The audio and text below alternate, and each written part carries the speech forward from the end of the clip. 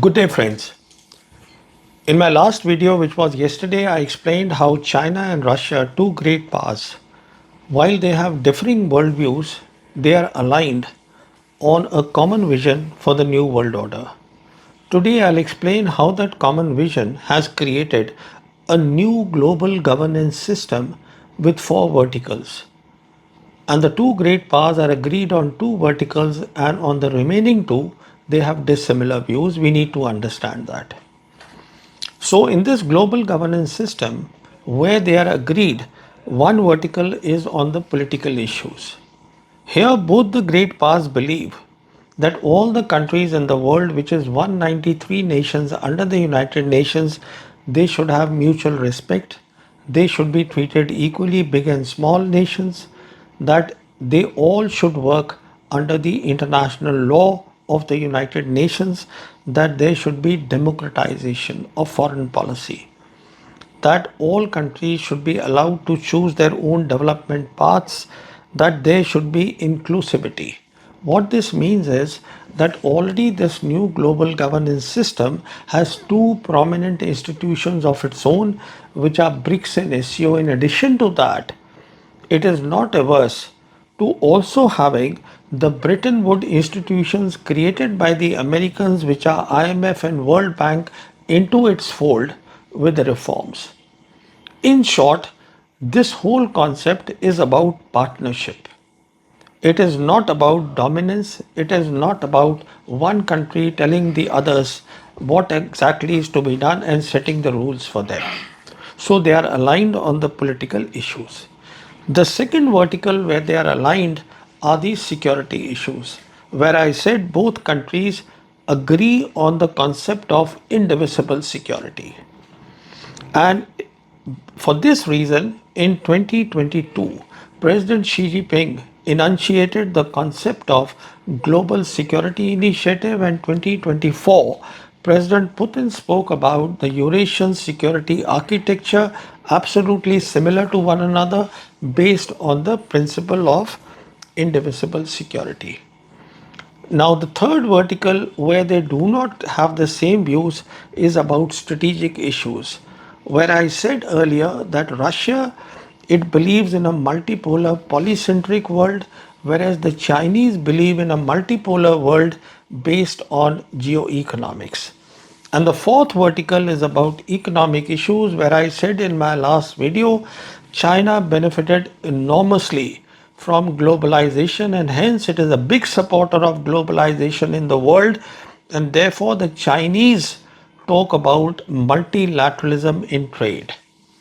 On the other hand, Russia did not benefit from globalization and it prefers bilateral trade.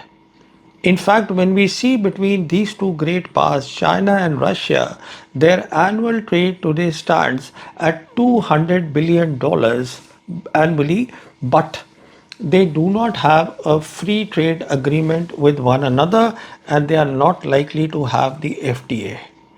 And the reason for that is simple, because there is a asymmetry in commodity trade. As far as Russia is concerned, its main trade or export to China is about energy. On the other hand, what the Chinese want to export to Russians is a whole range of high value added manufactured goods, something that the Russians do not want, because the Russians want to prioritize their own industrial development, and hence they do not give preference to external trade liberalization. So once we understand this new global governance system, its verticals, and that it is being backed by two great powers which bring their own strengths to the table, now let's go and consider the key assumption made by the Americans in this century. Now, as far as Americans are concerned, starting from the first Trump administration, all American leaders, they have said that, and it has been put in their key documents, that America in this century is in competition with China in the Asia Pacific, or what they call the Indo Pacific region. Now, this assumption, in my assessment, is as wrong as the earlier fundamental assumption made by the Americans on China. And that assumption was that if America supports China's economic rise, then China will become prosperous, then China will become democratic, and China will become like America. That never happened. Because what the Americans overlooked was that while America is a nation state, China is a civilizational state with a civilization of 5,000 years. It has a thinking of its own. So China would never become like America. So this assumption also made now about they being in competition with China in Indo-Pacific, in my assessment, is wrong. The reality is if there is to be a competition, then America is in competition with global South nations fully supported by the new global governance system backed by two great powers, China and Russia, which have their own strengths that they bring on the table. For example, the biggest strength of Russia is that it has the largest natural resources in the world. And the biggest strength of China is that it is the largest manufacturing nation of the world. China today manufactures 31% of manufacturing of the world happens in China. And last week there was a report of the UNDP, which is United Nations Development Program, which says, looking ahead, that in 2030, 40% of the world manufacturing will happen in China, and the share of manufacturing of America will drop to a mere 11%. So the key things where the Americans have got it wrong are two. The first is they speak about competing with China, whereas the competition actually, if it is to be called one, is between the is with the new global governance system supported, as I said, by China and Russia. So this competition, I cannot see how the Americans can win it. And the second big issue where the assumption is wrong is that they believe that this will be limited to Asia Pacific or Indo Pacific, whereas it has already expanded to global South nations. And in global South is much more than Indo Pacific. It is about the Eurasian landmass. It is about Oceania nations, which is the Pacific Island nations. It is about Africa. It is about Latin America and Caribbeans. So this is exactly how it is, and this is how it will be played. And how this will be implemented, the next thing, let me explain that also. Now, we know that in March 2013, President Xi Jinping, once he became president of China, he made his first foreign trip, and that was to Russia, where he met with President Putin, something that I have alluded to, spoken about in my earlier video. In addition to meeting President Putin, he also gave a very important speech at the Moscow State Institute of International Relations, where Xi Jinping gave out two key concepts completely underwritten or ignored by the majority of the world. I want to talk about those two key concepts. One, he spoke about new type of international relations based on geoeconomics. This is what I have explained so many times, and I've also spoken about in my last video, that as far as Chinese are concerned, they see a multipolar world. They see a world where all the 193 nations, if they are to trade, then they should have the freedom to decide with which country they want to trade, with which country they do not want to trade, and hence they should have a strategic autonomy to determine that. And then so sorry, they all should be considered as poles. This is the thinking of the Chinese of the multipolar world. But the important thing that I want to talk about is the community of shared future of mankind. Very important. Because this is how the Chinese rise will spread across the world. We need to understand that. Now, this has two components. The first component is what the Chinese call their national rejuvenation. That means the Chinese have to become a strong nation economically. That means the Chinese have to innovate, increase their productivity in China. And alongside what will happen is they want to share that the economic thing or the economic innovations with the community of shared future or the global south nations. Now, let us just go a little more in these details. When I talk about national rejuvenation, it again has two components. One, as I already said, it is about making China strong economically. And here, what they have done is we know that China has just finished with its 14th 5 year plan, where the reports say that 80% of what they set out to accomplish, they have been able to do that. In addition to that, the Chinese for the innovation have come out with more concepts. I will just name a few concepts, won't go in the details of them because they are a subject by themselves. Things like low altitude economy, things like new quality productive forces, things like East Data, West Compute, which is about uniform national development within China. All these are there, and of course, the world is waiting for the Chinese announcement of its 15th 5 year plan, which will happen next year in 2026 February. So, the whole idea of the Chinese is that we have to innovate. We have to create new industries. We have to create new, this, they are already a leader in green technology. Then they are neck to neck with the Americans, if I can say that, in big technology. So innovation and taking all these innovations and putting it into practical use applications is where they are concentrating, taking it to the industries of tomorrow, the new industries. So innovation, along with innovation, creating a new industrial supply chains and strengthening them, then strengthening new value supply chains and strengthening the industrial capacities of these two supply chains. So this is in short what is about the Chinese rejuvenation, one part. The second part is what needs to be understood, that China is not an expansionist nation, and that we can learn a lot from the Chinese history of their various dynasties as to how the dynasties they have built and rebuilt the Great Wall of China.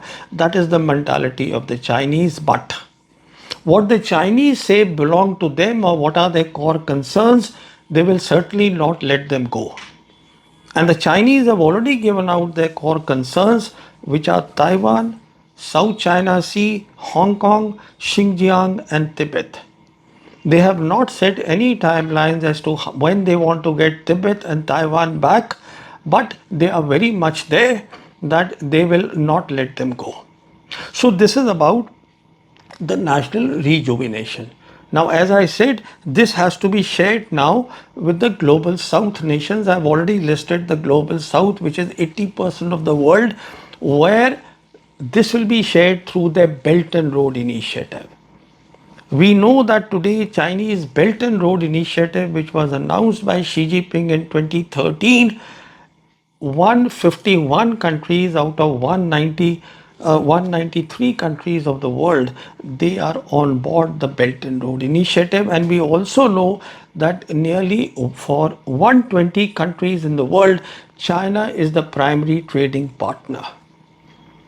Now, what the people do not know is that this Belt and Road actually is a very interesting concept on which I need to just explain a bit.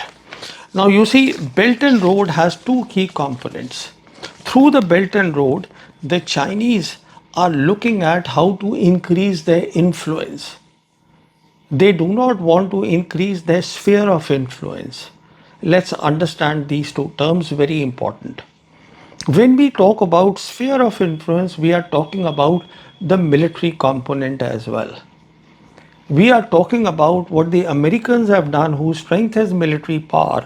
The Americans have close to 800 military bases across the world because they have created spheres of influence across the world. Chinese are not looking at this at all. In fact, in reality, today, outside China, has only one military base, that is in Djibouti in the Horn of Africa. So, what are the Chinese looking at? Is the point.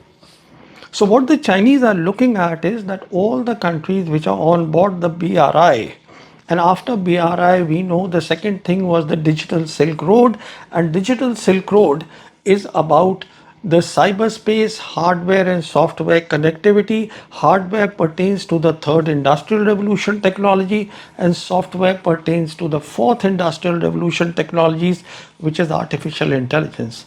So the Chinese, because they are experts in application of AI, they want to take all these things and bring prosperity, development to the countries which are on board the Belt and Road Initiative. So when the Chinese people will go and the industries will go to majority of these BRI countries with their industries to help in their prosperity, what will happen is that those countries will be beholden to the Chinese.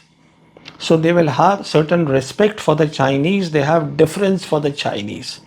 What deference means is that in return, those countries where the Chinese BRI has gone, those countries will be sensitive to Chinese core concerns, and they will dovetail Chinese core concerns in their own foreign policy, and this is what is called influence. So it is very distinct from spheres of influence. Now, how will the Chinese cater for the military component if they do not have the military bases is the second question. So for that, again, they have come up with a very interesting concept. And that concept is that the Belt and Road Initiative, a year when it was announced in 2013, in 2012, the PLA was given an additional task. And that additional task was that the PLA will be responsible to safeguard Chinese infrastructure, Chinese people, and Chinese interest across the world. So that was primarily for the BRI nations. So wherever they have their infrastructure, they have their interests, they will get into the indivisible security mode with the security forces of that concerned country where the BRI has gone. So it is in that mode that they will have an idea of exactly what is going on in the region of that particular BRI country. So this is how the Chinese are working on. There are other aspects also of deterrence, but I won't go in the details. I just wanted to explain this. But in addition to that, the Belt and Road Initiative. Another thing what the Chinese have done is in 2021, Xi Jinping announced the Global Development Initiative. Now, what this is about is it is about the United Nations 17 Sustainable Development Goal, where the Chinese are contributing a lot. And these Sustainable Development Goals, which were announced in 2015, are to be accomplished by 2030, and they deal with the human factor, which means it deals with things like alleviation of poverty, bringing of education. So it is these things. So it is distinctive, it is very different from the Belt and Road Initiative. So this is how the whole thing will work. Now, as far as the two institutions of the new global governance system are concerned, which is BRICS and SCO, I won't go in the details, they are subjects by themselves, but suffice to say that today the BRICS has 10 full members and it has 10 partner countries. SCO has 10 full members, 10 partner countries, and there are a lot of countries, especially of the global south, which are queuing up to join these institutions because they promise them development, they promise them equality, as I said, they promise them all that is there in the new global governance system. Now, the last question that I want to tackle is that we are talking about this new world order. When will this stabilize? That is the question. So, in my assessment for this, the answer has to be found in what the Americans are saying, that fundamentally they are in a technology competition with China. So, everything really is about technology. Now, in technology, we know the first and the second revolution, industrial revolution, they happened in West. The third industrial revolution happened in America. And as far as the fourth industrial revolution is concerned, in the entire AI stack, the two countries, the big powers, great powers, China and Russia, they are neck to neck. In fact, the Chinese are ahead of the Americans in things like talent, in things like applications of AI, in things like integration of AI. They are way ahead. So, in my thinking, what is happening is that first of all, the internet is getting split, what is called the splinternet, and the reason for that is that there is the Americans do not trust the cyber security of anything which has Chinese in it. They are skeptical of that. And Indians which are on board, the which see themselves aligned with the Americans, they have chosen the American system here. So there is a splinter net, and along with the splinter net, what is happening is that these technologies that I spoke about, the fourth industrial revolution, they will be going to various countries. And as far as the majority of global south countries are concerned, they are likely to choose the technology, the Chinese technology, because they are already on board the BRI. So what the world is looking at is really a splinter net and two sets of technologies, one led by America and the other led by China with their own standards for interoperability. For example, as I said, India has chosen the American standard. Recently, India announced the AI hub in Andhra Pradesh with help to be made by Google, where the Google will also lay the submarine cables. So the point is that once the majority of countries, the applications have already gone to the countries, that is when the tech competition, then it ceases to exist. Things are crystallized. And that is when, in my assessment, perhaps in 10 years' time, the world will stabilize. And why I say it will stabilize in 10 years' time, here is the reason for that. Key reason. You see, in 2017, the Chinese announced a new AI development plan where they said that this will be accomplished by 2030, this plan. And Eric Schmidt, who is a well known American technology man and a former CEO of Google, he has interpreted this plan to say that by 2030, when this plan will be done, China will dominate AI industries of the world. So Chinese are very good in applications of AI and integration of AI, and therefore once that happens, if not in 2030, by 2035, the new world order, which in my assessment will be really the global south nations as the key, the 80% of the world. So it will all stabilize. Thank you very much.